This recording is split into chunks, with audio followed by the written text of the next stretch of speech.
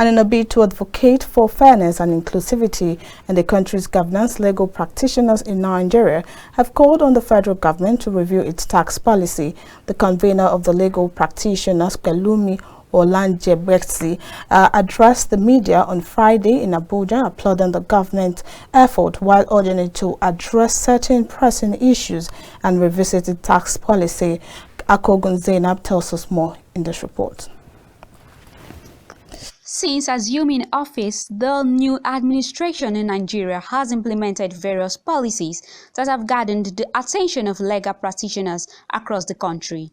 The legal practitioners have emphasized the importance of providing clarity regarding non-career officers occupying agencies of the government. Addressing newsmen in Abuja, the convener of the legal practitioners, Pelumi Olanjebesi, highlighted the inefficiencies of the Service Compact, Savicom, and its failure to efficiently address the needs and concerns of Nigerian citizens. The Service Compact with all Nigerians has failed its purpose.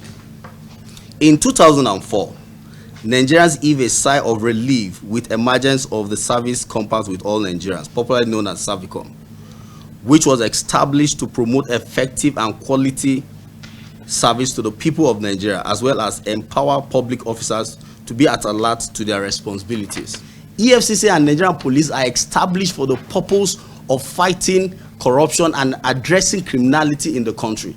But the most painful experience today, particularly EFCC, the painful experience today that EFCC is gradually snowballing into an organization to be recovering debt on behalf of Nigerians. Other legal practitioners joined in calling on the federal government to review and amend certain policies that currently burden Nigerian citizens. The policies, which they say, if revised, would alleviate the concerns and worries of the population, allowing them to live more freely and express their opinions without fear.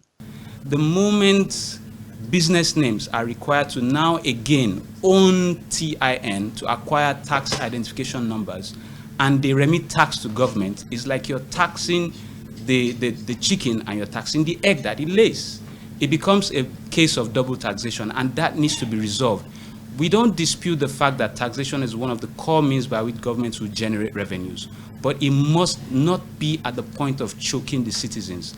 It's the new term that you should let the poor breathe.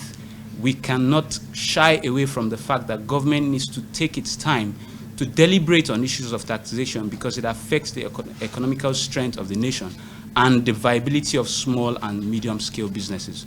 And in that regard, we call on the federal government to check on all the tax laws, review them, synchronize all of them, value-added tax, company income tax, personal income tax, taxes chargeable on companies and businesses should be clearly separated, and the CAC needs to be called upon, Federal Inland Revenue Service needs to be called upon to check the viability of taxing business names. Calls for the National Assembly to, with utmost importance, review that provision so as to provide clarity to the nation with respect to how a very important office with respect to the security landscape of the country should be governed and administered. Hence, the National Assembly is on these notes with respect called and invited that they should take a noble course to review the Sheriff and Civil Process Act to reflect the spirit and intentions on Nigerians. The legal practitioners call for an inclusive governance approach and a review of the tax policy to demonstrate their commitment to ensuring a fair and just society for all Nigerians. Akogun Zainab, reporting for KAFTAN.